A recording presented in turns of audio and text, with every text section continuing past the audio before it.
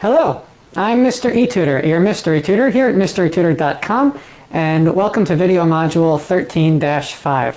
In this module, we'll be discussing the ACT's science section. Now, when I work with people on the ACT, without fail, every single person is completely afraid of the ACT's science section. And it's actually kind of strange because once you figure out what the science section is actually trying to do, there's really nothing to it at all. As it turns out, the ACT science section is really just a combination of basic critical reading skills that we've seen are necessary for all standardized tests, and also some very basic graph reading skills.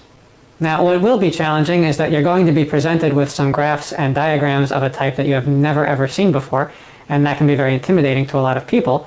But as we'll see, there's actually no need to worry about that at all. The key thing, though, that I just want to cover really explicitly is that you are not expected to know any of the science that actually appears in the science section whatsoever. All the science section expects of you is that you read the description of an experiment or a situation very carefully, and then answer certain questions about the way the experiment was run or the results of the experiment based on, again, the description of the experiment and the graphs and diagrams that are provided along with the description. And that's it. That's really it. Now, here's what the ACT tries to do. If you turn to page 195 of that official ACT book that I was telling you about before, you're going to be confronted with a graph that looks like this. Right?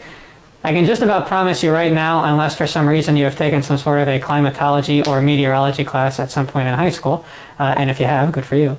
But unless you've taken a class like that, you have never seen any sort of graph like this ever. And what the ACT wants you to do is take a look at this graph and immediately conclude that there's no way that you can possibly answer any question related to the graph because you've never seen the graph before, right? In other words, they want you to flip out and become irrational. If you just keep your head screwed on a little bit, though, and force yourself not to become irrational, you will see that the questions about this graph are actually very easy to answer. All we have to do to answer them is pay close attention to what the graph actually shows and answer each question as it comes. Do not get hung up on the fact that you've never seen anything like this drawing before. It doesn't matter. For instance, the very first question about this graph asks you to find the upper level of the thermosphere from the graph.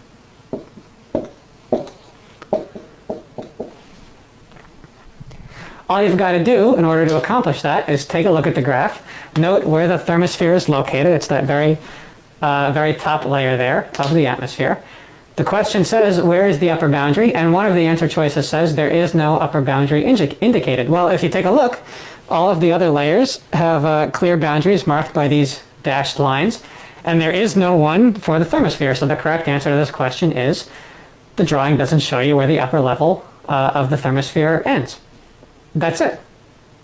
We didn't actually have to bring in any knowledge whatsoever of what the thermosphere even is. Frankly, as I'm answering this question, I don't know what the thermosphere is. It doesn't make any difference. The question gives us a drawing of the different levels of the atmosphere, asks us a question about that one. The answer is there is no dashed line above that one.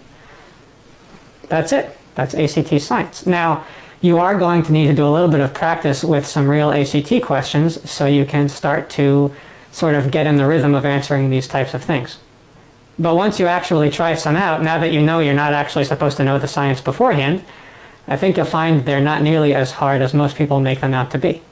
So just remember, just like on the critical reading section of the SAT or on the math section of either the ACT or the SAT, the correct answers to these questions are spelled out directly in the material itself. Once you start to realize that, I think you'll agree with me that the ACT science section is perhaps one of the most overhyped sections of any standardized test. Just like with all the other ACT question types that we've talked about so far, the best way to prepare for these questions, now that you have a general understanding of how they work, is to try some real ACT science questions published by the actual ACT company. If you have any questions about anything you see in there, head over to www.mysterytutorvault.com and just post whatever comments or concerns you have in the forums there, and I will be happy to take care of them personally.